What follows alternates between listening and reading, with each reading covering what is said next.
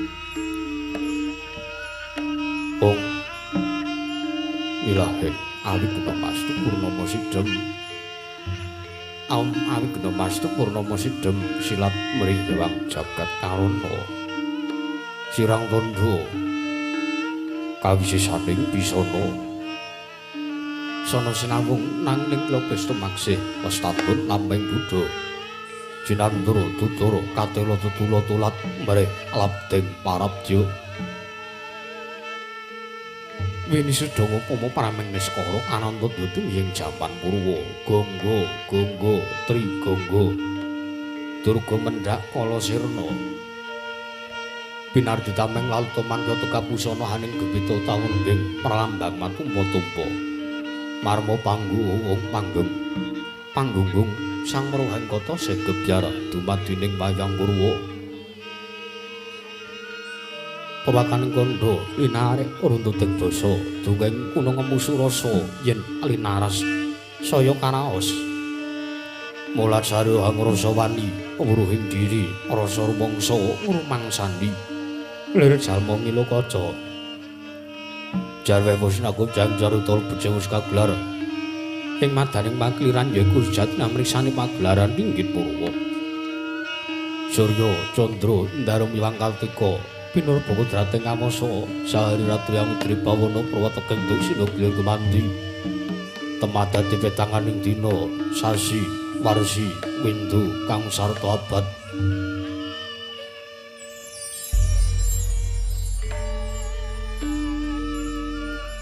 Tenungan tangkar tumangkarto isi rambun toyo japat ngerembya dado padang kutu-kutu walang atogo burun wonom yang burun toyo dadio beranaan tanpa wijalan padang tamangan senaring sanggewang renang yang harus semur balani jagat mungging jagar wetan tuk mungup-mungup mungging kalingan mukerabang merengangah lamun kaik saya andilat-dilato bumi saya dangu sumur sanggewang arko katur semeblak kanan kiri ngabang ismu jenar kapot paman senari sanggewang basonto tanem to katon ijo royo-royo manggu gunung ingkang katon biru moyo-moyo pucing gunung kini melangut akasilih mana banjono lenggat lenggut ngandung ya gunung Makutha Mega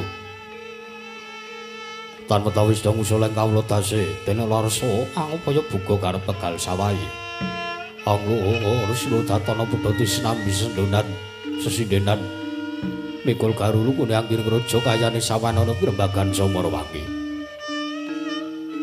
Sanggang Arkosa dangu saya inggil mus katon melos nari jagat dunung inggil kiblat papan lor kidul wetan saha kulon sinaring jagat kang samira budodo arep bodojo arep berkekuwung parandri datan wonten ingkang amandhaning kekuwunging praja negari ing Amarta ya negari Indraprastha ya negari ing Cintakapura ya negari ing Batana Kawarsa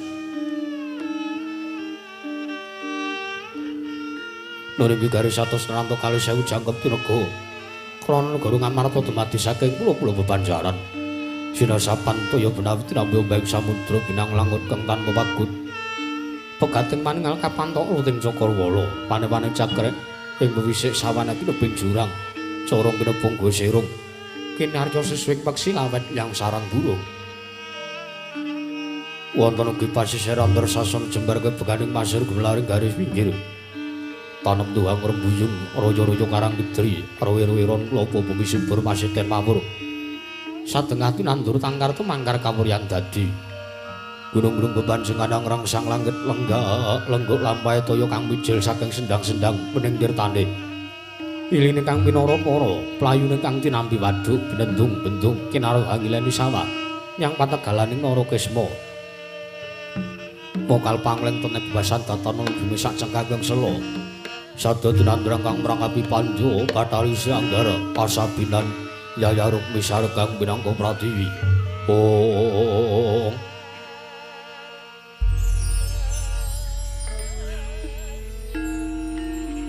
Pategalan ari nunggu Palawijeng kang ngrembuyu kudungane ambiya kowe nganti kaya manglunga wit-witane Pala kependhem, pala kesimpar, pala gumantung, sadoitan kuciwa jinawi. Tukulan kang paweh kesaras sanding diri. Ingon-ingon raja kaya iwen sanseyang rembaka lamun siang aglaring bangunan. Lamun wanci surup Carya Samya bali mring kandhange sowang-sowang. Tatanan caran kandhang anggunan sing palang lebet tebih saking tindak Durjana Cuti Samya sayek seka kanthi akal huring nusa bangsa tuwin negari ing Amarta. Wanaga ngembanging gunung anggung rinaksa mrih lestari tumurun tratu merah sada dadi huruk-huruk aneng lingkungan. Langkung-langkung lamun tinaliti sampun samya samet paring sesanggeman sapen tebih saking tindak sansaya sinansaya. Wada winodanane umat sinamantan daya dinayan. Sawiji mapan sejatining jejiban kang pinuji temah mawujud manunggaling cipta rasa karsa kang satemah mbabar karya. Kenging winasake negari Ngamarta nalika semulagya mancik marang jaman Wicana. Panjang kunjung pasir pawukira jinawi. Gembah Ripakarta Tata Turta Araharja dasar guru kang gedhe buri padang jagate dhuwur kukuse tur tatu kuncarane. Turta kasusuring panca prajala sinten ta wau. Ingkang asta pusaring adil bangsa negari Ngamarta wasana pernah dewi-dewi. Lamun kethek arane Pragusa, buta arane Praceka, dewa wisik, pandhita peparap. Lamun alindra wenang ajejuluk nenggih Sang Maha Prabu Sri Darma Kusuma. Ya Sang Nata Prabu Puntadewa, ya Sang Nata Prabu Yudhistira, ya Sang Nata Gunatali Krama, ya Sang Ajata Satru, ya Sada Dwija Kangka. Nalindra wakuning bumi ingkang anggung jejegaken kautaman arisa juga lenggeng madaning dampar kecana. Pramantra-mantra sipating Bathara Yaya Sang Hyang Bathara Darma Ngijawanta binayang bayang sangganing para Hapsara Yang Hapsari para banjir dimanggo ketanggung Jaka paloro-loro banyak dalang harta nalika sawung galing kacumas duwi panggo kang sarwaretna. Prandiring mangke binayang sangjaning para kadang nata ingkang sampun katon ngaglam bergagah yayah prayit nanggewa mung biswanira panenggak Pandhu Sang Raden Arya Werkudara satring njadi patiya kasatriyan tunggul pawenang satru gagah saka Dewa Simbarjo Turta kasinungan kasekten inuwe bebasan pinataman dajinala mender pinumbak benggong sinuduh putu pramil datar mokal dadosaken bebeteng pinanggulanging praja negari Indraprastha Kajana biswanipun para Pandhu sampun sami jangkep biswane. Katuna nenggahipun panengah Pandhu satring Madukara nggih kasih Sang Raden Arjuna. Ya Raden Janaka. Ya Sang Pamadi, ya Sang Setya Margana. Ya Raden Marta. Ya Raden Permadi. Panengah Pandhu satriya pengawak tirta Gaya Teja. Satria bagus tanpa cacat kepareng lenggah wonten sak peperaning Sang Rata Prabu Puntadewa. Parandening mangke wonten negari Ngamarta katon tintrim pasebanur Sang Para Kawula tegamber blabraya samudra tanpa tebi. Ing Jawi katingal piswanipun Sang Para Wadyabala para kawula nayaka nyang Punggawa punggawaning praja negari Ngamarta ingkang sampun katingal jejel riyel arepet pepet pipit prasasat atopan denggul datan pasela gayaruping samudring kedharatan prandening mangke datan kantun para Pandhu nampi rawipun pujangganing negari Ngamarta nenggih Nalendra-Ndrawadi ya negaring Dwaraka jejel Sang Rata Prabu Sri Bathara Kresna kadharaken dhateng ingkang Arayi Senopati negaring Ndrawadi nenggih Sang Raden Harya Sentyaki ya Raden Tambak Yuda Yuyudana Wresniwira Singa Mulang Jaya ya Raden Bima Kunting prandening mangke katingal tidhem jinem mandaning masemangkan negari ing Ngamarta dinten ing Wardaya sing Sang Rata Prabu Puntadewa sanajan kekudungan datan ingkang obah samira datan wonten ingkang lumampah kabeh sumung swaraning mradangga yang paling waranggana pramila Sang Rata sigra amurwani mangandika temadya kumanggli wijining pandika ingkang dereng kawedharing lisan pangurpangudas maraning driya Sang Prabu Puntadewa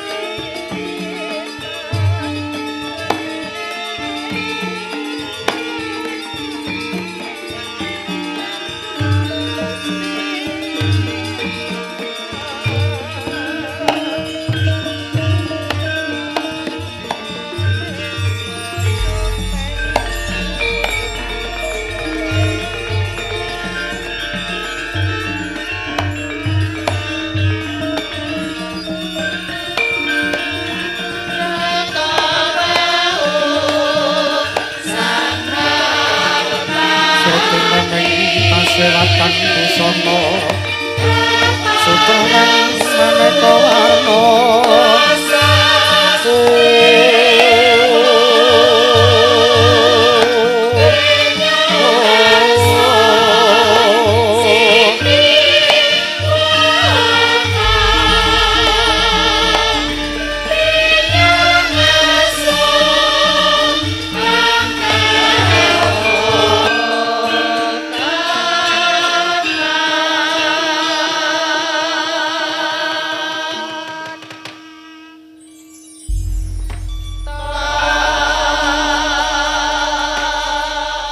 sasetyane tanpa dadya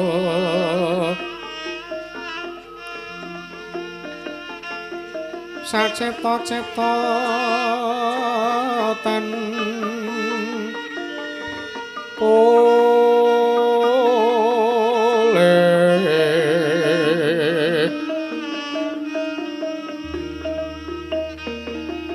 kang rarae raton raton rentes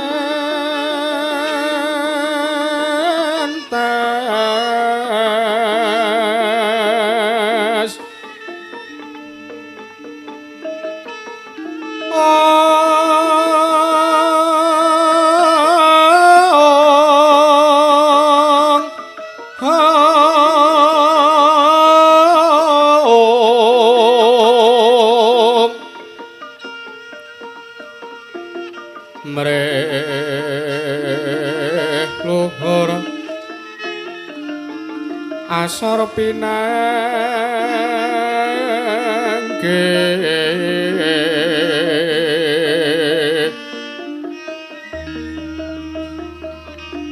bebentukung nekani kong asing kanistan nipun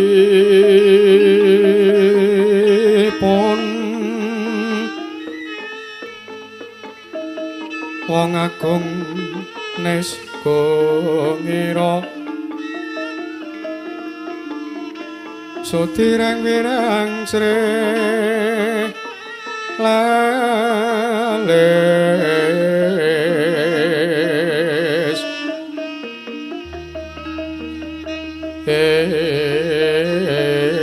ingkang cilik tan tolehing cilik ira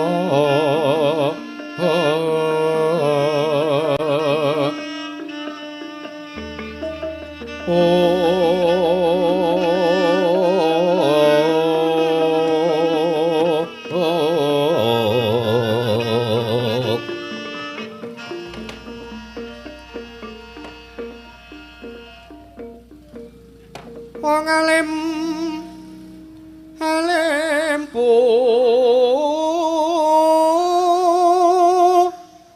lasan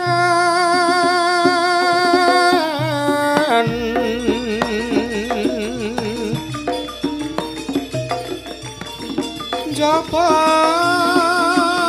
putih jero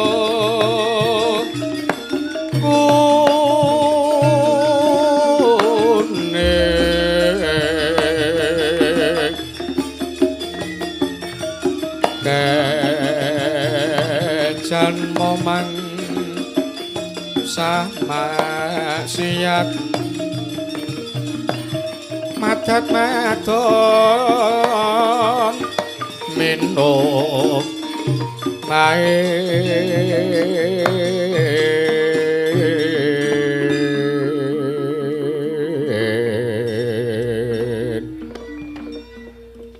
paumpaan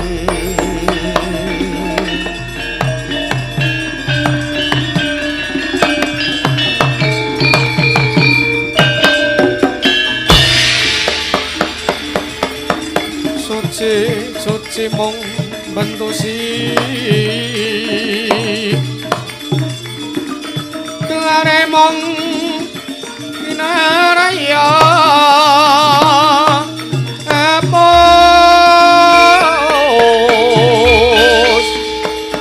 wadon nerah wadon nira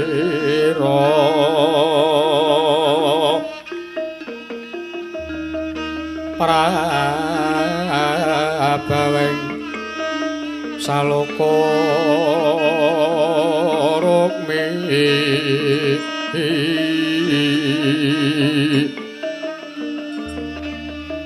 kabeh-kabeh mung marana tingalira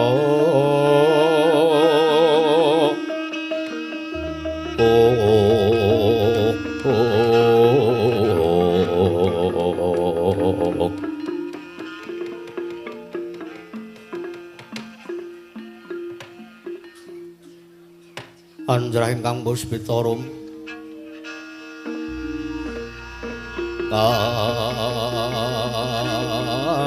kasiliring samirana mre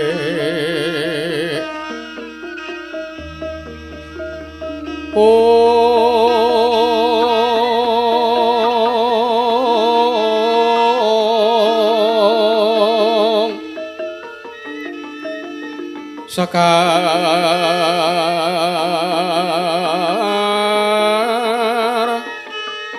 kadung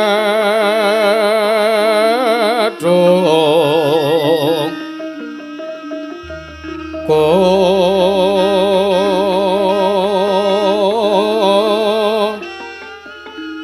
ngas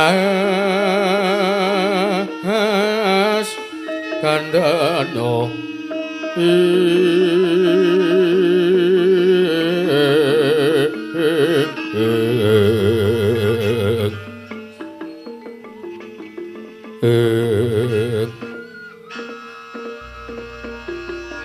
maweraras retnaning driya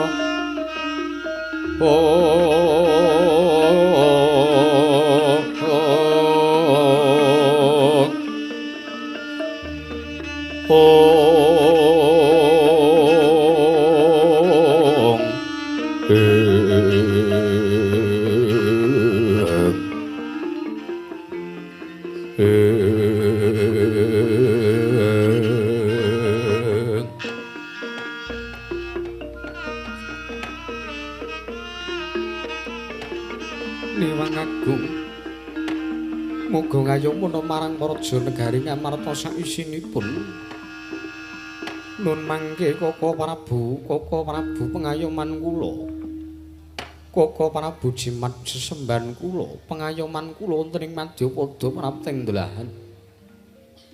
Nun mangke Koko Prabu Sri Bathara Kresna sarwa paduka Jenggaka Prabu Ndarawati rawuh wonten Praja Negari Ngamarta.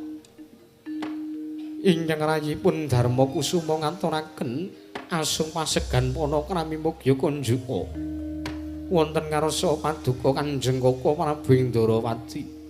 Koko Prabu Sri Bathara Kresna. Niwang suksmana mangadili nuwe. Ana sasmentaning sun jagat wasisaning Bathara. Wong bawana langgeng sinunggih datanawrat.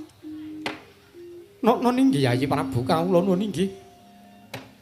Wanter sabda paduka Yayi Prabu Darma Kusuma Yayi Samyan Jamiji dhateng wiswanipun ingkang Raka Ndarawati. Anggen kula sawan wonten Praja Negari Ngamarta banget damel bombong casing manahipun ingkang Raka. Ing Dwaraka. Asung pasegan panakrami sampun kula tampi damel tentrem. Tiasing ingkang Raka ing Dwaraka Yayi mboten langkung kula ngaturaken salam taklim kula mugi kunjuka wonten ngarsa paduka Yayi Prabu Darma Kusuma, Yayi Prabu Puntadewa. Koko Prabu kasinggihan salam taklim paduka sampun katampi damel bombong tiasing manahipun ingkang rayipun Puntadewa. Mboten langkung kaprayogana lenggah paduka wonten Datulaya Praja Negari Ngamarta. Koko Prabu piswanipun ingkang Raka sampun mboten kirang prayogi Yayi. Apa dene sira Dimas Harya Setyaki, Yayi Singa Mulang Jaya, Dimas Setyaki Garba Ruci, saksowaning Siadi, padha kanthi Araharja saksowan munggon mundhereke kelawan Koko Prabu Ndarawati. Setyaki nunamin pasang kaliman tabi, dina-dina ngiladun jumpah ing tapang tuwang, linepat ning tulak manu, nun mangke Koko Prabu paduka pareng miji dhateng wiswanipun ingkang rayi Garba Ruci pun Setyaki.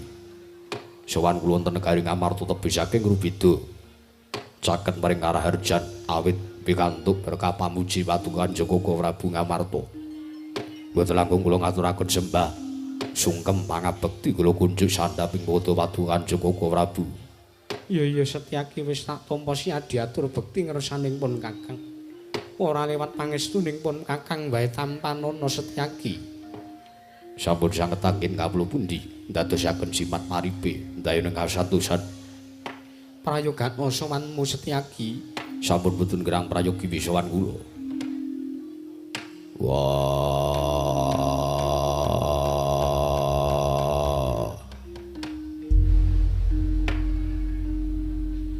Jlitheng kakangku. Sarawuh Jlitheng Kresna kakangku. Oning Praja Negara Ngamarta nadan Werkudara ngaturake basaku katuru. Kadangipun Kakang Dimas Werkudara, Bratasena ya. Siya diatur basa ngresanipun Kakang sadurunge aja gelo atimu. Gelo sabab apa? Yen to lumrahing ngaturke sembah nang ngresanipun Kakang kuwi kadangmu Janaka utawa kadangmu Yayi Kembar. Pun Kakang mesti nampa apa kang dadi sembah Siadi. Yo. Nanging bareng pun Kakang midhanget yen to Werkudara ngaturke sembah ana ngresaning Nata Ndrawati kok kumesar sajroning atinipun Kakang. Sebabe apa? Paringga dawuh. Ora mengko sithik to. Iki mongko yen to pun Kakang nampa sembah Siadi apa ora jeneng bakal kuwalet lelakonipun Kakang. Merga mangkene kondhanging jagat padha nyebutake sing keduga kuwat nampa sembah Werkudara kuwi mung dewamu. Ya dewa ingkang ngayomi marang Bratasena. Ya kuwi Sang Hyang Ruci Bathara ya Dewa Ruci. Lah pun Kakang iki dudu saperangan sartanipun Kakang ora nduweni wewenang tumrap nggone Siadi. Ngaturke sembah ngersanipun Kakang mengko gek-gek aja-aja nggih nggone Siadi. Ngaturke sembah bekti ngersanipun Kakang Ndrawati iki mengko ngemu walat ingkang bakal mbebayani marang uripipun Kakang. Kresna kakangku. Werkudara piye? Werkudara kuwi taruna, Kresna kuwi werda. Iya, banjur karepmu? Raya wis lumrah yen to taruna ngaturke sembah ngersaning werda. Yen to bab perkara lelakonku karo Sang Hyang Ruci Bathara kuwi rak lelakonku dhewe. Teges kuwi urip ing wis pancen tak sandhang. Nanging iki tata upacara kerajaan gelem ora gelem bisa ora iso. Kowe kudu nampa sembah Werkudara. Ya. Ya, nadyan kanthi kepeksa. Werkudara. Sembahmu tak tampa pangestuku tanpa nono. Yo. Kepeksa. Iya. Bose kelas. Pun Kakang wedi nek kualat. Wah. Yo wis. Pangestumu kapan-kapan tak jupuke wenehno kono. Lho sik piye to ki? Pangestu kok kapan-kapan arep dijupuk kon menehke kene iki anggepe barang ngono apa kepiye? Pangestu ora bakal mampu. Jeneng pangestu ora bakal sayup. Luwih-luwih pangestune wong ingkang ora ikhlas mangestoni kuwi ora bakal ndayani apa-apa tumrap uripe Werkudara. Wose kowe gelem mangestoni karo aku apa ora? Gelem mangestoni ora gelem ya wis. Wah, aja ngaku kadange Werkudara. Ya. Lila legawa pun Kakang nampa sembah Siadi pangestunipun Kakang tanpa nono. Lah ra ngono tak gegem dadekake jimat. Prayogan lungguhmu Kresna kakangku. Kaya wis ora kurang kepenak Werkudara. Bungkik padha slamet sowanku. Pikantuk pinawi dadan ring sambikala sowan kula Kakang Mas. Pareng kula ngaturaken sembah sungkem mangabekti kula kunjuk. Yo, tak tampa pangestuning Werkudara tanpa nono. Sampun sanget anggen kawula pundi? Koko Prabu Nadan ingkang rayi ing Madukara. Pun Arjuna ngaturaken sembah sungkem pangabekti kula kunjuk Koko Prabu. Yayi Arjuna iya permadi tak tampa. Pangestuning pun Kakang wae tanpa nono. Nono ninggih sampun sanget anggen kawula pundi. Yayi Setyaki padha kandhir harja sak sowanmu. Lho inggih Kakang Mas. Pamujinipun Kakang Mas sowan kula wilujeng. Kula ngaturaken sembah bekti kula kunjuk. Iya. Tak tampa pangestuning Arjuna wae tanpa nono. Sampun sanget anggen kawula pundi. Prayogakna sowanmu Sencaki.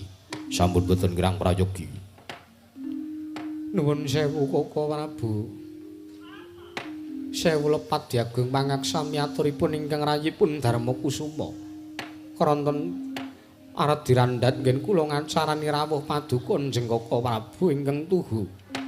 Sengkan-sengkan datan pepoyan menawi alit utusan gandhek sak kembaran agengipun utusan Ayaka Praja saking negari Indrawati nanging kenging punapi sak mangke paduka rawuh wonten Praja negari Ngamarta piyambakan kewala Koko Prabu namung pun dherekaken kalian Yayi Setyaki Garba Ruci Duh Koko Prabu ingkang rayipun Darma Kusuma nyadong deduka menawi wonten wigatos tumunten kula suwun kawedharna ing kathah nulya sakmangke kababarna dimen pun pidhangetaken sangjaning para kawula dasih kosok wangsulipun menawi sedaya perkara ingkang badhe paduka dawuhaken menika wadi tumraping para kadang setunagingipun para nayaka awi kula dherekaken manjing saklebeting kedatanapan catur netra kelawan ingkang rayipun Darma Kusuma Kaka Prabu ya jagat pangestu Ngorwayah Bathara jagat Yayi Prabu Darma Kusuma kula nuwun sewu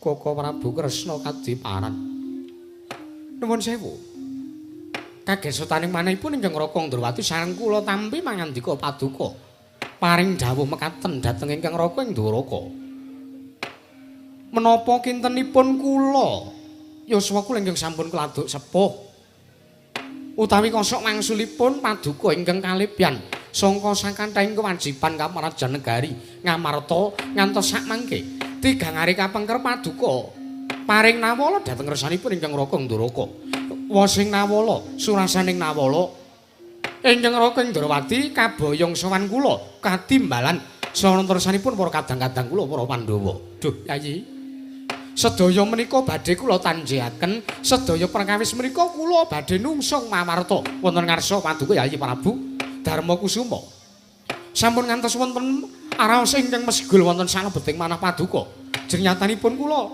matur ingkang kados mekaten menika kula wau namung ngrasaken pirembagan tigangane kapengker paduka Yayi Prabu Puntadewa paring nawala dhateng ingkang Raka Ndrawati lho Yayi Prabu duh Kaka Prabu sewu lepat diageng panyaksami ngantos kalebyan saha kesupen ingkang rayipun Puntadewa bilih tigang ari kapengker kula atur nawala wonten ngarsa paduka Kanjeng Kaka Prabu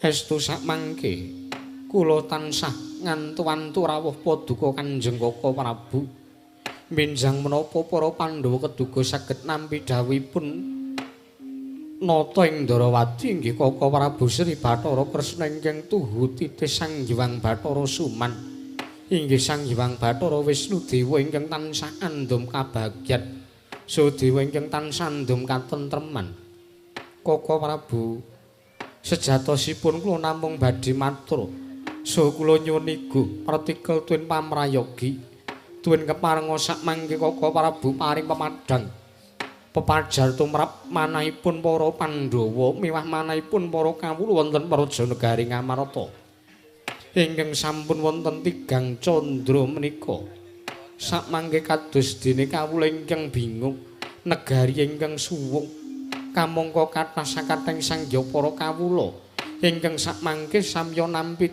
iman saking ngarsaning Gusti rejeki mung kemapan wonten Praja Negari Ngamarta menika tansah ginanjar lan sedaya boten wonten kendhatipun para kawula ugi sami manembah sumuyut manungkul wonten ngarsaning Gusti pangeranipun piyambak-piyambak nanging kenging menapa Kaka Prabu sakmangke para kawula kados dene koncatan dhateng jati dirinipun piyambak sareng kula nampi saha sareng kula nyumurupi rawuh paduka Kanjeng Kaka Prabu lair lan batos cumeplong raos sing manahipun ingkang rayipun Darma Kusuma pindhane kadya siniram tirta wahyuning sewindu Kaka Prabu Ndrawati ya jagat pangestu Ngorwayah Bathara jagat nuwun sewu sedaya para kawula wonten negari Ngamarta kula kinten sampun boten kekilapan malih jernyata negari Ngamarta menika pun pandegani dening salah satunggiling nalendra ingkang tuhu berbudi bawa leksana lire menapa Yayi paduka menika madhep nalendra lair terusing batos badhe ngayomi dhateng sagung para kawula dasih babar pisan Yayi Prabu menika mboten nggadahi niat mboten nggadahi ancas mboten nggadahi gegayuhan namung kepengin ngukup bondo donya negari Ngamarta mboten nggadahi niat kepengin damel sengsaranipun para kawula wonten negari Ngamarta menika babar pisan mboten inggih langkung-langkung para Pandhawa menika satriya ingkang tuhu becik sarta satriya ingkang ateteken ati suci pepayung budi rahayu langkung-langkung para kawula menika samya ngraosaken gesang ingkang minulya urip ingkang sekeca tebih saking regejegan wontenipun namung majinamatan daya dinayan Inggih Koko Prabu. Nanging kenging menapa? Samangke Paduka Yayi Prabu Darmakusuma paring dawuh ingkang kados mekaten, kaya-kaya kawula koncatan marang jati dirinipun. Menapa Yayi sabab lan dasaripun menapa? Kula kinten Paduka Kanjeng Koko Prabu sampun boten badhe keweran malih. Jernyata Paduka menika piyayi ingkang mangertosi saderenging winarah. Koko Prabu kula wonten timbalan. Sayekti wontenipun para kawula bingung menika namung pun sababaken anggen kula nandang bingung ugi. Liripun Tigang Candra kapengker wonten ing wanci dalu anggara kasih kula nampi sasmitaning dewa, kula nampi pewisi ing Bathara bilih para Pandhawa keduga badhe nggayuh saha para Pandhawa badhe kasembadan tuwin kasinungan wujuding kanugrahaning Jawata ingkang badhe tumedhah ingkang winastan wahyu kamulyan Koko Prabu. Nanging bingunging manahipun ingkang rayipun Darmakusuma. Para Pandhawa menika badhe kados pundi anggenipun miwiti lampah priyatos talak brata srana mampak saha nggayuh tumuruning wahyu kamulyan menika. So sak mangke menawi para Pandhawa sampun kasinungan saha kadurungan wahyu kamulyan menika nulya menapa ingkang pun raosaken dening para Pandhawa lan para kawula wonten negaring Amarta Koko Prabu. Adalah ya jagat pangestu Wayahu Bathara jagat. Yayi Prabu kula nuwun sewu. Bombong kang tanpa upami sareng kula nampi pangandika Paduka Yayi Prabu Darmakusuma ingkang kados mekaten. Nyata para Pandhawa menika titah ingkang pun pilih dening ngersaning Gusti kang akarya loka. Nuwun sewu. Para Jawata badhe matedhaken wahyu kamulyan wonten negaring Amarta menika mboten lepat, menika mboten kleru, menika mboten sisip. Jenyatanipun kados ingkang menapa ingkang sampun kula aturaken wonten ing ajeng kala wau, para Pandhawa menika satria ingkang mulya lan para Pandhawa menika satria ingkang saged mulyakaken dhumateng kawontenanipun para kawula. Inggih. Lajeng samangke Paduka nyuwun aturipun ingkang Raka Ndrawati, lajeng kados pundi serananipun anggenipun para Pandhawa badhe miwiti talak brata nggayuh saha mapak tumuruning wahyu kamulyan. Yayi, menawi ndharaturipun ingkang Raka Ndrawati lho menika. Menawi ndharatur kula, para Pandhawa menika mboten sandadak ketayalan tapa brata talak brata para Pandhawa menika mboten sandadak laku prihatos. Liripun menapa? Gesangipun para Pandhawa menika wiwit alit sampun prihatos. Nuwun sewu lho mboten kok teges kula ngias, mboten kateges kula ngilani dadanipun Yayi Prabu Darmakusuma mboten. Nanging menawi mangeti lampanipun para kadang-kadang kula para Pandhawa rumiyin nalika mapan turing Saptawarga gesangipun namung tansah pun sia-sia kaliyan pun para Sata Kurawa. Menika sampun mujudaken laku prihatos ingkang ageng ingkang pun lampahi lan pun tindaken dening Paduka Yayi Prabu sakadang Pandhawa. Pramila para Pandhawa boten sandadak ketayalan nggayuh wahyu kamulyan kula kinten kanugrahanipun menika.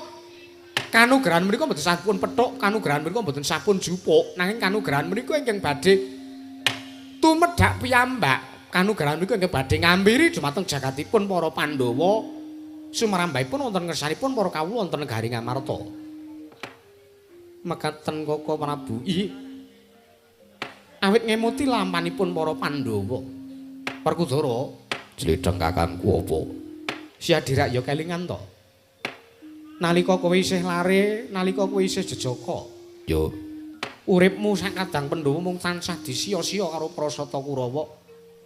Ya, aku kelingan. Nanging wis ora dadi ngopo, jernyatane pancen lelakon sarta kodrate kudu mangkono. Ya, bagus. Nrima ing pandum kuwi pancen utama lan becik. Ya. Lajeng samangke kula badhe matur. Inggih Koko Prabu. Perkawis wahyu kamulyan. Menawi sakmangke wahyu kamulyan sampun pun gayuh dening para Pandhawa lan para Pandhawa sampun kasinungan wahyu utawi kanugrahan kasebat. Menapa ingkang badhe pun rasaken? Yayi, nuwun sewu. Sejatosipun para Pandhawa menika mboten sandadak gayuh wahyu kamulyan menika para Pandhawa sampun mulya. Mekaten. Para Pandhawa mboten sandadak gayuh wahyu kamulyan, mboten sandadak gayuh kanugrahan kasebat.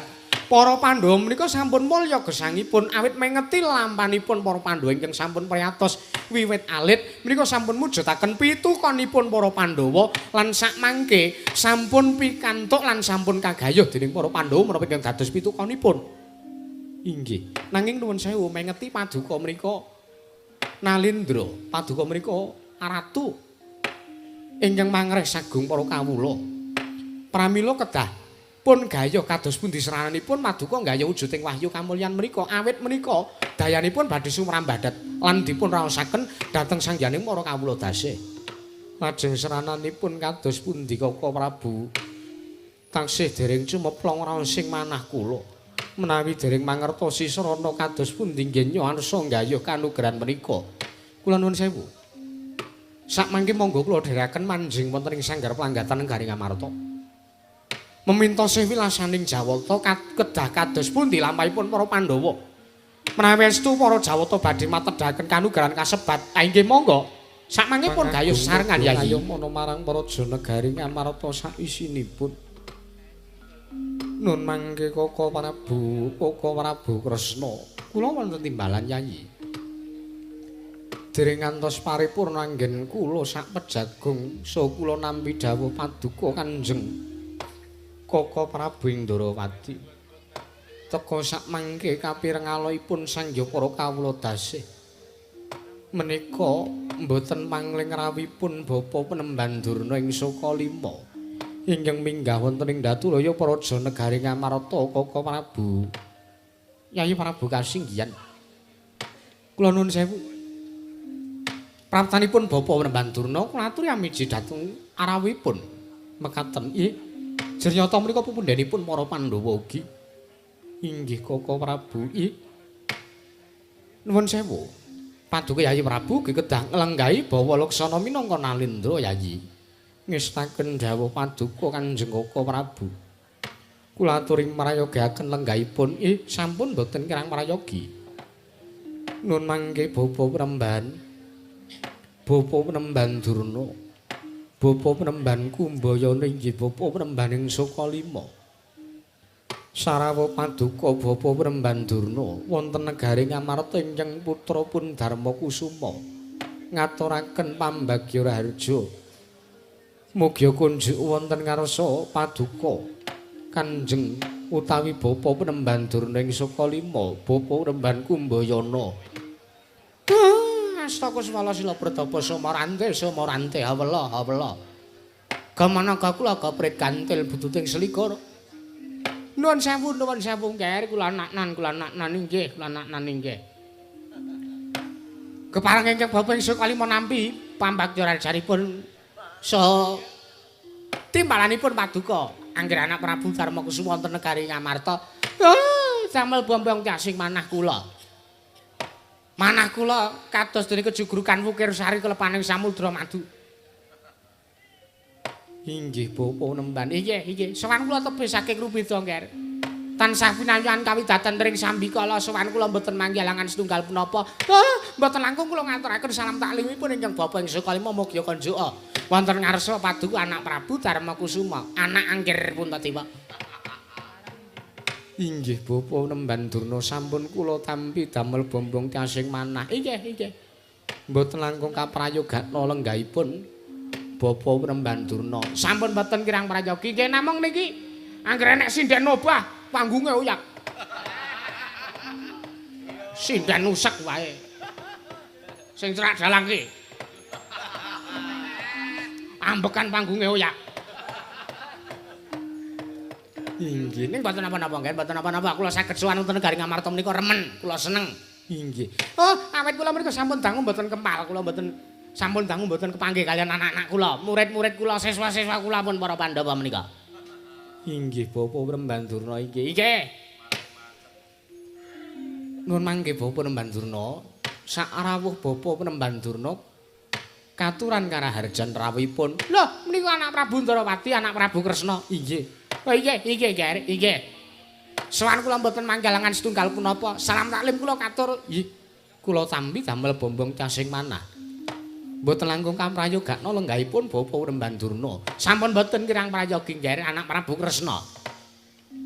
Durna bapakku. Sarawe Durna bapakku Sokalima perkuturu ngaturke sembahku katura. Anakku wong gagah, anakku wong jarot, anakku wong jentara, limpat pasang ing kraita. Werkudara, wah jan wis suwe banget kowe ora ketemu karo aku. Wis suwe banget kowe ora sowan ning Sukalima. Yo.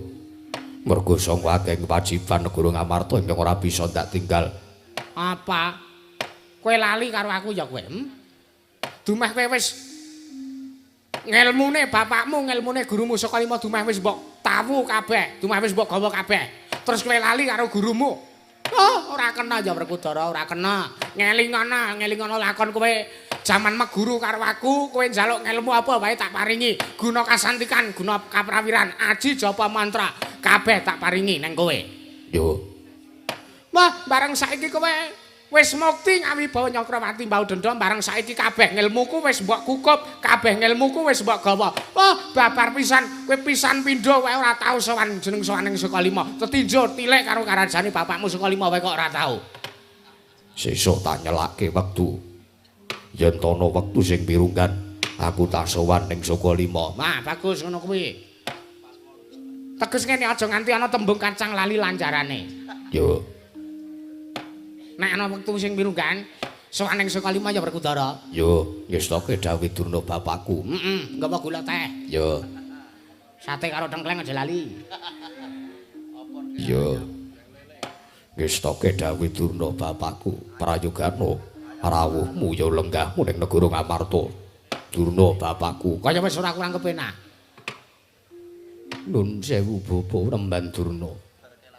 Nadan kang putra pun Arjuna ngaturaken sembah sungkem pangabekti kula kunjuk wonten ngarsa paduka bapa Remban Durna ing Sukalima. Anakku Janaka, anakku wong buah Gusti sadonya dhewe dipek dhewe. Heeh Janaka ya. Kowe atur sembah ngersane bapakmu, ngersane gurumu ing Sukalima ya. Kowe ya padha dene kaya kakangmu. Sami liripun kados pundi? Dumah wis duwe bojo akeh. Bojomu ayu-ayu. Terus kowe lali ora sowan ning Sukalima. Monggo ngelmumu aji panggendam. Asmara Ndana, Asmara Tatra, Asmara Tantra. Kuwi kabeh saka bapakmu, kuwi kabeh saka aku. Ning kowe kok sajak arep lali karo bapakmu. Nuwun sewu. Mboten kateges kula reba-reba pisang pangandikanipun Kakang Mas Werkudara, nanging ugi estu saking kathahing kewajiban negari Ngamarta ngantos kula mboten keduga saged sowan wonten pertapan Sukalima. Ya wis ora apa-apa, ya wis ora apa-apa. Ning sing penting aja nganti lali karo guru ya Janaka. Mboten. Nek kowe lali karo guru, wah wingi eneng Durmagati wingi. Inggih. Lali karo gurune. Ana aku sing meneng ilmu karo dheweke iki aku ki babar pisan ora tau disambangi, babar pisan ora tau diaturi panuwun apa-apa, ora tau ditinjo, ora tau disambangi. Nek-nekane Durmagati bar kelangan pitik. Mekaten. Nah, kuwi akibate nek wong ora kelingan karo gurune. Inggih, inggih. Inggih Bapak Remban Durna. Dadi wong meguru kuwi ya ngger ngene tak mangi wong meguru kuwi ya. Wong meguru kudu sing temen, kudu sing lahir, kudu sing batin. Inggih. Nek wis entuk ngilmune ya aja terus lali karo sing meneng ilmu kuwi mau. Inggih, ngestaken dawuh. Teges kowe iki ora kena lali marang mula bukamu. Inggih. Mergo kowe iki tanpa aku tak kira bojomu ora semene kae. Wong aku sing meneng ilmu Asmara Ndana guna kasantikan aji panggendam karo kowe bojoku seprene wing siji. Kowe wis pirang-pirang. Ning ora apa-apa jeneng bejo-bejane awak kuwi dhewe-dhewe kok Janaka. Inggih. Mboten dados menapa. Kula aturi marayogiaken lenggahipun. Kaya wis ora kurang kepenak Janaka. Nuwun sewu Bapak Remban Durna. Kados pundi, Ger? Sak sampunipun lenggah ingkang sekeca wonten negari Ngamarta. Aso kang dadi napas asat kang dadi riwe. Sak mangke kula nyuwun dawuh paduka Bapak Remban Durna. Menggah menapa ingkang dados wigatosipun paduka rawuh wonten negari Ngamarta. Sajak semunipun gembol wigati. Nuwun sewu, Ger. Nuwun sewu sedaya lepat kula diagung mangat sami. Saderengipun anggen kula badhe matur nusanipun anak Prabu Darmakusuma menapa pun keparengaken. Kula radimingset anggen kula sowan.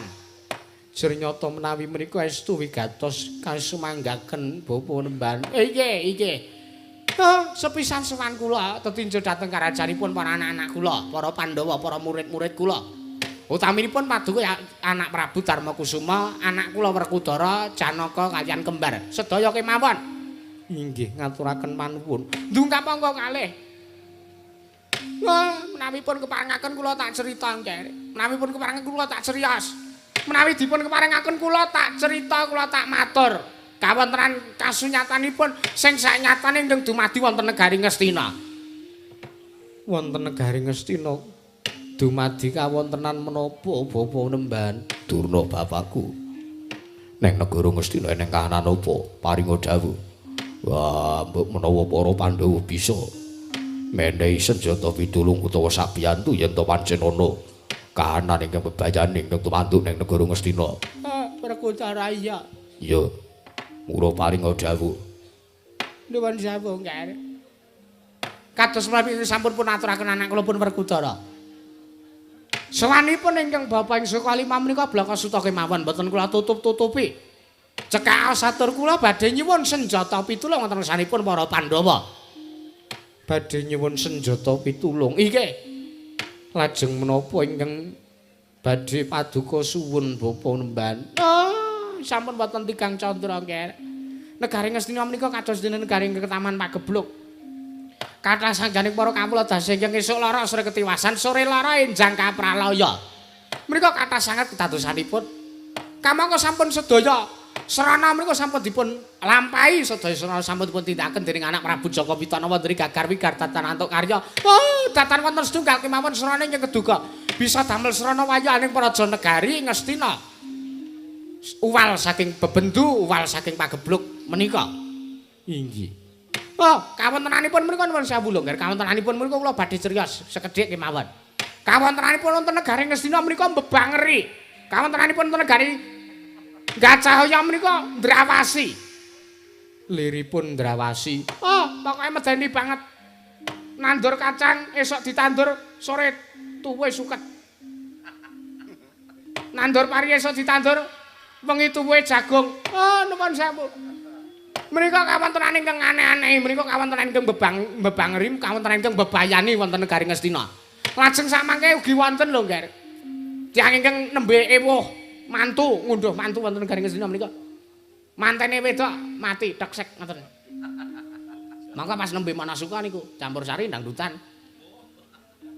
Jaipongan. Sindane 7 gawa kabeh. Rikala semana mantene wedok mati. Inggih. Mboten dangu. Sing lenang nggih mati, mantene lenang nggih mati. Inggih. Lajeng melih uyon-uyon, nanggap uyon-uyon penggedange modar teksek. Nembe buka kinanti sandung nyang tak ketak tundang penggedange modar teksek tak. Uyon-uyon menika. Inggih. Pokoke mbebangeri banget, mbebayani banget. Estu medeni. Kula menawi sumpah kula matur napa wontene. Kula aturi niti pirsa piyambak. Kawontenanipun wonten negari Ngastina, kula aturi niti pirsa piyambak. Inggih. Wayangan wonten penyaron mati nggih penyaron. Inggih. Damel giris Bapa Remban. Wah, damel giris, pokoke medeni banget. Kawontenan ingkang matur menika kala wau kula seranani nggih, kula seranani alon-alon. Kula seranani alon-alon lah kok jebul tinemune kathah serane ingkang sampun kula tempuh, kathah serane ingkang sampun kula lampahi kula tindakaken wonten Gagar Wigar Tatan Antuk Karya setunggal kemawon mboten wonten serane ingkang saged damel uwal negari Ngastina saking bebendu, uwal negari Ngastina saking Pagebluk menika. Inggih. Nggih. Dumadakan samangke anak Prabu Duryudana paring dawuh kaliyan kula. Bapak Remban nuwun sewu. Kula nyuwun senjata pitulung paduka Bapak Remban Durna sak saged-saged jernyatanipun paduka Bapak Remban Durna ing Sukalima menika tuhu pujangganing para Sata Kurawa, pujangganing negari Ngastina. Pramila babar pisan kula suwun kanthi sanget kersa nyuwun dawuhipun para Jawata kersa minta sih wilasaning dewa. Sejatosipun menapa ingkang sakmangke dadosaken sabab kawontenan negari Ngastina dumados lan kraosaken kados mekaten lan sakmangke sarana menapa ingkang saged pun tempuh anggenipun negari Ngastina badhe waliya nirmala temajati jati temah mulya menika. Inggih. Tumuli kula wangsul teng Pertapan Sukalima, nggih. Kula wangsul teng Pertapan Sukalima. Kula bar didhawuhi anak Prabu Duryudana ngaten menika kula wangsul teng Pertapan Sukalima. Inggih. kondur dhateng pertapan nulya ndedonga. Mboten madang riyin kula ngelih. Inggih. Bibar kula nedha, tumuli kula manjing minggah wonten ing sanggar pelanggatan, sanggar pamujan. Kula semedi Maladining. Inggih. Wah, kula mbesem dupa menyan ratus. 3 kerdus kula buang kabeh sak kerdus-kerduse. Ngantos kumebul. Ponang dupa, ponang menyan ratus dayanipun. Menika sarana anggen kula ndedonga nyuwun sih wilasaning dewa. Dumadakan, Ger. Mboten kanthi kanyana-nyana. Dewa Jawata tumedhak wonten ing pertapan Sukalima. Wonten dewa ingkang tumedhak wonten ing pertapan Sukalima. Iki titinipun menapa? Nuwun sewu. Wonten angin Mak Sring ngoten. Angin Mak Sring semridit, sumribit angin ratri tansah ngenteni. Menika kula raosaken damel tintrim sartanipun damel tentrem manahipun ingkang Bapak ing Sukalima. Tumuli dewa menika samangke paring dawuh dhateng kula sinasa mboten wonten wujudipun namung dumeling tanpa wujud suwanten ingkang tanpa wonten gambaripun rupanipun utawi wujudanipun paring dawuh dhateng ingkang Bapak ing Sukalima. Oh ilahing Sikaring bawana langgeng Masuna Sidam Sikaring bawana Begawan Durna Kumbayana jeneng kita njaluk senjata pitulung ana ngarsa ulun. Ulun iki dewa saka Kayewangan ning Suralaya. Lan ulun dewa saka Kayewangan Sidik Pangudalutal niku dewane kalih. Inggih. Teges Iwang Pikulun Bathara Guru kalan Iwang Pikulun Bathara Narada. Nggih Iwang Pikulun Bathara sinten? Narada. Yang Pikulun Bathara Narada. Ingkang boten saged noleh menika ta? Menawi mboten saged noleh menapa mbotenipun kula mboten mangertos. Oh ngaten. Inggih. Mrika paring dawuh dhateng kula. Inggih, dawuhipun menapa? Dawuhipun ngaten. Durna, jeneng kita duweni kadang kinasih ingkang mapan ning Prajanegara Ngamarta, ya kuwi para Pandhawa. Jeneng kita Praptawa, sawana ana ngersaning para Pandhawa, sak perlu nyuwun senjata pitulung ana ngersaning para Pandhawa, ya kuwi sarana nyuwun ngambil wujuding Pustaka Jamus Myang Jimat Kalimasada. Kula midhanget pangandikaning kados ngaten niku kula ajeng nyuwun pirsa kalih dewane. Sira ajeng kula takoni, numami mboten dipun maringaken wujuding pustaka menika kados pundi serananipun, alternatifipun menapa ning dewa Selak Kesusu kondur. Inggih. Dasaripun. Nah iki dasaripun dewa Selak Kesusu kondur menika angin semribit menika mau ilang. Maklap ngoten terus hawane dadi sumuk banget nika. Sumuk banget. Kipas telu kula uripe kabeh. Inggih. Nuwun sewu, Nger. Pramila sampun cetha dawuhipun para dewa kados mekaten kula nyuwun senjata pitulungipun. Paduka anak Prabu Darma Kusuma sakadang Pandhawa lan suku lan penggalih paduka sakmangke maringaken wujudipun Pustaka Jamus Myang Jimat Kalimasada dhateng ngersanipun kebapa badhe kula ginaken minangka sarana tumbal wadaling Prajanegari Ngastina ing Taman Pagebluk. Menawi samangke negari Ngastina sampun maluya nirmala temajati jati temak mulya. Wujuding Pustaka Jamus Myang Jimat Kalimasada badhe kula wangsulaken tersanipun para Pandhawa. Werkudara barep kakangku apa? Kepiye yen to kawontenan ning Prajanegara Ngastina? Kedadeane mangkono. Monggo siadi tak pasrahke apa ora? Ndak caosake apa ora wujuding pusaka? Ya kang aran Pustaka Jamus Myang Jimat Kalimasada. Barep Werkudara piye? Yen to ndahar aturi Werkudara marata diagi paringna mesake kananing para kawula negara Ngastina. Luwih-luwih sing paring dawuh sartane sing nyuwun senjata pitulung Widurna bapakku. Durna kuwi akeh mening ilmu karo para Pandhawa. Mula aku ora uwel, Werkudara ora uwel. Aku ora arep nglencati. Idep-idep males budine Durna bapakku ingkang akeh lelabuhane. Paring ilmu karo para Pandhawa. Wah, penehno barep kakangku. Arjuna kepiye? Semanten ugi kula Kaka Prabu. Samangke kula aturi masrahaken wujuding pustaka dhateng ngersanipun Bapa Penemban Durna kinarya sarana waluyaning Prajanegari Ngastina ingkang sakmangke ketaman Pagebluk Kaka Prabu. Kresna sinayang gelong mangrok mening cakra.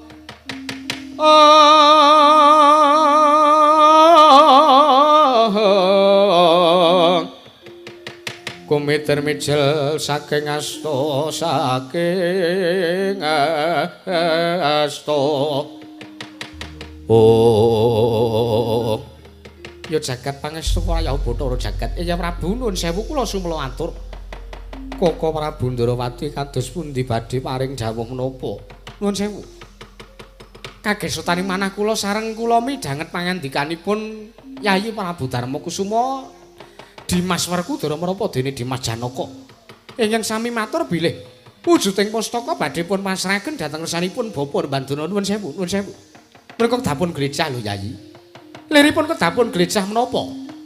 Pusaka ngamarta ingkang aran pustaka Jamus Nyang Jimat Kalimasada menika sanes kok pusaka bahen-bahen. Menika dados tetuangganing praja negari Ngamarta menika dados daya-dayaning kawula negari Ngendraprasta. Menawi ngantos sak mangke cilik oncat gedhe ical lan pisah saking regemanipun para kadang-kadang kula para Pandhawa. Tiyang ingkang boten remen kaliyan para Pandhawa menika badhe damel cintrakanipun para Pandhawa agengipun badhe mejahi dhumateng para Pandhawa angel mijet wing ranti suwe banyu sinaring lho Yayi. Pramila kedapun glecah maring senjata pitulung dhateng sinten kemawon menika becik menika prayogi menika utami nanging nuwun sewu kedah pun taliti kedah pun pilah lan kedah pun pilih kedah pun tintingi sinten ingkang badhe pun paringi senjata pitulung menika ya nek kawonten-wonten praja negari Ngastina menika estu ketaman pagebluk menawi sak mangke namung ngayawara ngendikanipun Begawan Durna kamangka sampun katitik lan kondhangipun menika sampun dangu para Sata Kurawa menika wiwit Pandhawa alit badhe nyengsaraken dhateng gesangipun para Pandhawa. Lah menika nuwun sewu. Nuwun sewu. Sampun ngantos sak mangke Bapa Durna wonten mriki menika namung badhe ngupaya srana ringkipun para Pandhawa. Menawi wujuding pustaka oncat tartentu para Sata Kurawa badhe mejahi dhateng pun para Pandhawa ngil mijet wing ranti suwe banyu sinaring lho Yayi. Kentas waru gembal manyar-manyar duk neng jungkel wana alas dadi wana. Wah, kaget sutaning manahipun ingkang Bapak sekali mangger. Sareng kula midhanget pangandikanipun Nata Ndrawati anak Prabu Kresna. Nuwun sewu Bapa Penemban Durna. Sajak duka penggalipun boten narimakaken. Nggih, mboten trima kula nuwun sewu mboten trima. Nuwun sewu. Menawi samangke para Pandhawa menika mboten badhe masrahaken wujuding pustaka dhateng kersanipun inggih Bapak sekali mesaken kawontenanipun para kawula wonten negari Ngastina. Mesake liripun menapa? Para kawula menika sami melet-melet kawontenanipun. Sampun wonten tigang Candra menika sami nandhang sungkawa awit ketaman pagebluk menika nuwun sewu, nuwun sewu, nuwun sewu. Lah kok dadi anak Prabu Kresna menika paring jawuh, mboten sah diparingke engko gek-gek Begawan Durna ming ngapusi. Oh, nuwun sewu, Nger, nuwun sewu. Kula niku ora gampang lho matur dura, kula niku ora gampang ngucap ngrasani ingkang ngapusi ngaya-wara menika mboten gampil. Kula menika ngrumangsani, kula niku pun tuwa, yuswa kula menika sampun sepuh, sorban kula putih. Kethu kula putih, kula ngrumangsani nek kula menika gara, teges kula menika nglencati dhateng derajat kula ingkang sampun ngrasuk busana kabrahmanan menika. Inggih Bapa Nembantuna. Lah kok dadi ana wong ngucap nyenggoh nek Durna ming ngapusi. Oh, tak kira ora bakal kelakon lho, Nger. Kula ngapusi mriku mboten badhe kelakon. Nuwun sewu. Ya bener, ya bener. Wong sak jagat ki ngerti kondange Durna ki pendhita nek cangkeme elek. Wong sak jagat ki ngerti kondang Durna ki kondang pendhita sing senengane ngelincipi carang papak, senengane tumindak Allah, tumindak angkara murka. Ning nuwun sewu. Nuwun sewu. Sagendakan menika Durna menika tulus lahir lan batin kula menika badhe sabyantu dhamateng kawontenanipun para kawula negari Ngastina. Oh, sampun ngantos sak mangke mesake kawulane negari Ngastina menika sing sampun ketaman pagebluk lho, Nger. Inggih Bapa Nembantuna. Kula percaya karo anak Prabu Kresna niku titih Sangjang Bathara Wisnu. Ning mbaya saora-orane ngajeni, saora-orane niku menggalih. Mengko gek-gek nuwun sewu, lho, Nger. Mboten kateges kula ngilani dadanipun paduka para Pandhawa. Mbok babar pisan mboten. Mengko gek-gek para Pandhawa ingkang gadhahi watak angkara murka mriku awit merga dipun jurung saking karipanipun Nata Ndrawati Prabu Kresna mboten ngertos lho kula piyambak. Manungsa ratatanah. Ndruwili kaya grojokan merweteh kowe bethet saunapa pategalan ucapmu Begawan Durna. Oh, sencaki kowe arep ngapa kowe? Arep ngapa kowe? Iki urusanku karo urusane Ratu Gustimu Prabu Kresna. Aku ora ana urusan karo Sencaki, aku ora babar pisan ora ndek perkara. Setyaki. Wonten dawuh. Iki perkaraku karo perkarane Begawan Durna, kowe ora usah melu-melu. Nuwun sewu. Derajat kula menika senopati. Senopati menika kewajibanipun ngayomi dhateng Ratu Gusti kula. Menawi ratu Gusti kula diunek-unekke karo menungsa sing dapure kaya Durna menika. Nek kula meneng bae. Teges kula menika senopati ingkang nglencati tanggung jawab kula. Ning rak ya sak ora-orane ngenteni Purwasesa saka ngarsaning sun. Nuwun sewu, sampeyan wonten mriku ora namung daya to. Sampeyan kagungan Purwasesa utusan kalian Sencaki menika ora nek mapan teng negara Ndrawati, samprika mapan teng Amarta. Sakarep kula lek kula arep ngladeni karo Gawan Durna. Lha kok malah bocah iki kok sak geleme dhewe. Sampun kajengipun. Kowe arep ngapa kowe? Kowe arep ngapa kowe? Kowe arep senggo kowe? Kowe arep ngegong-gongke derajatmu senopati dumeh kowe. Dumeh ratu Gustimu tak unek-unekke, dumeh ratu Gustimu tak undhamana. Kowe arep ora nrimake? Anggepmu apa kowe? Apa kowe wani karo Begawan Durna? Apa kowe wani karo aku? Perkaraku karo para Pandhawa ora karo wong Ndrawati. Durna. Apa? Durna tak omongi apa ora? Nek nganti tok teruske aturmu kowe cangkem ning negara Amarta, Sencaki sing ora negake. Wah, Bungge. Aja tok teruske. Aja tok teruske kowe wani karo Durna bapakku. Kowe wanti-wani karo Durna bapakku, cilik kowe nyenggol kulite Durna bapakku, gedhe kowe miloro karo Durna bapakku. Bungsuhe dudu Durna, ning bungsuhe Werkudara. Motor ora kowe, ngandel ora kowe. Ayo. Ayo muni kowe. Wah, ngene iki lho guru iki nek akeh murite, ndek anak ning ndi-ndi iki ditresnani karo anak-anake. Nek aku ketaton lakon apa-apa ki mesti anak-anakku sak biantu karo aku. Ayo. Gagi. Senggolan kulite Durna bapakku. Janji kowe wani nyenggol kulite Durna bapakku, bungsuhe Werkudara. Ya kon nyenggol ya ampuk.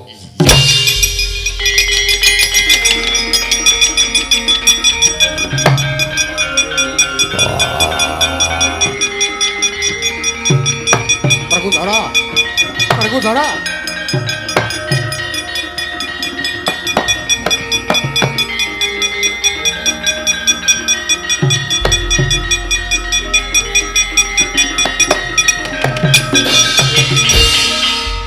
Menungsa ratatanan salin perkara ora karo Durna ning karo Werkudara. Werkudara. Kowe kena tak elingke apa ora? Siadi kena tak kandhani apa ora? Nek nganti iki mengko Sencaki cilik lara gedhe tekaning pati, mungsuhmu dudu Sencaki ning mungsuhmu Nata Ndrawati Prabu Kresna.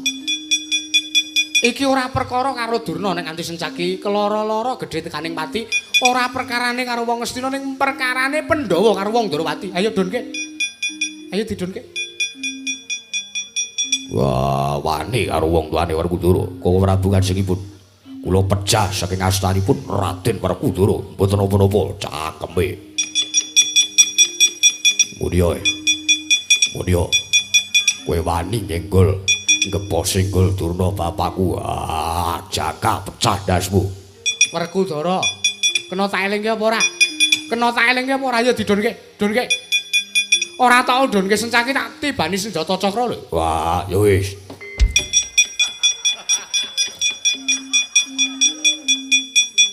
Sembetengan ora lara ora Sencaki. Sakit kok, Prabu. Kula pun tibake Wis ora apa-apa. Ya sak geleme dhewe kowe iki ya luput. Kowe luput ning kowe dipilara karo Werkudara aku ya ora nrimake. Iya.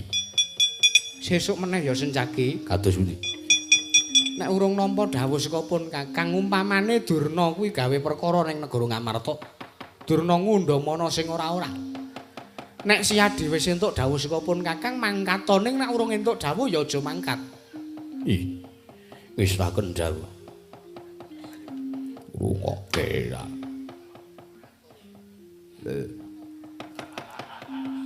Ngece ra. Ngono kuwi. Ih, wis tak kendhawuh. Arep kowe senopati ning ora kena tumindak sak geleme dhewe. Ih. Nyuwun pamunten Koko Prabu. Iya. Umpama aku wis dawuh karo kowe, Sencaki Durna gawe perkara, antemana kowe lagi budal. Lah, rak ngaten.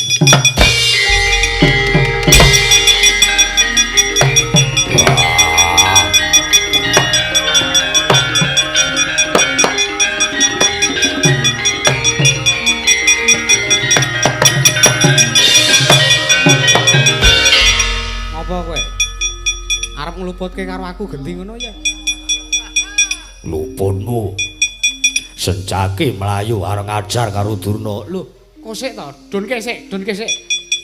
Aku ora omong umpamane aku dawuh ngono. Lah watekane bungkek iki jan kaya ngono kae kok. Ora ana wong dawuh apa-apa, aku mung ngomong umpamane aku dawuh ngono. Ning kae ngertine aku dawuh karo Sencaki nek kon ngantemi Durna. Nek kanthi Durna ngrasake loro gedhe tekaning pati saka tangane bungkik, kowe sing tak banting. Bandingen ora nek pecah. Ayo Gage. Bandingen saiki ora nek pecah. Wah.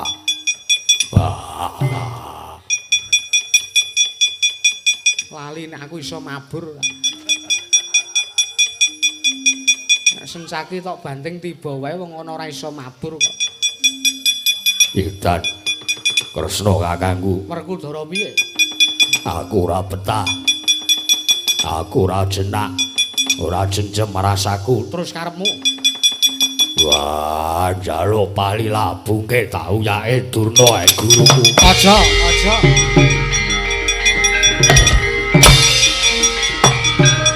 Wela.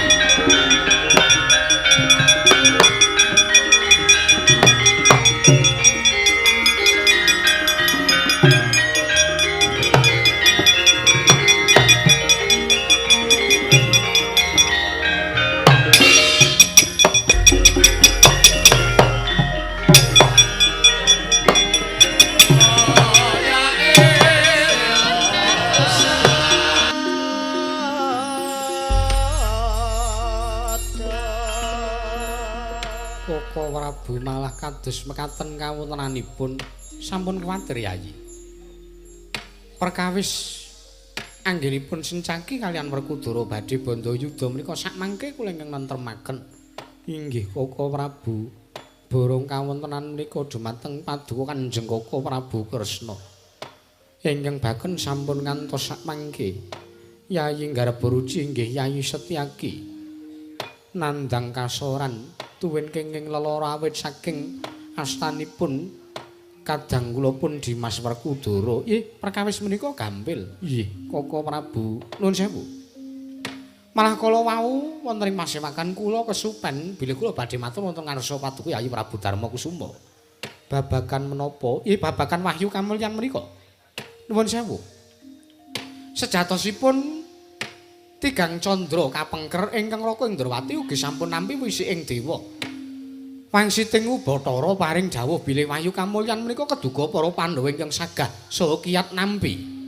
Nanging nuwun sewu, menawi bab prayoganipun lan serananipun kados pundi ingkang Raka mrenggakaken lan menawi para Pandhawa ndharaturipun ingkang Raka Indrawati sakmangke kula aturi nyuwun dawuh saha nyuwun pitedah senjata pitulungipun yang wiyasa ing Saptawarga.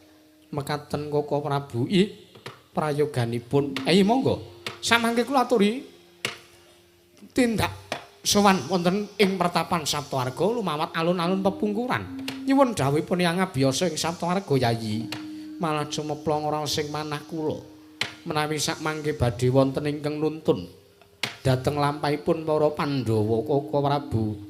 Pramila daya-daya sakmangke nulya para Pandhawa kakandya bidal dhateng ing pertapan Saptawarga. Nok-nok ngesnaken dawuh Arjuna kula wonten paring dawuh.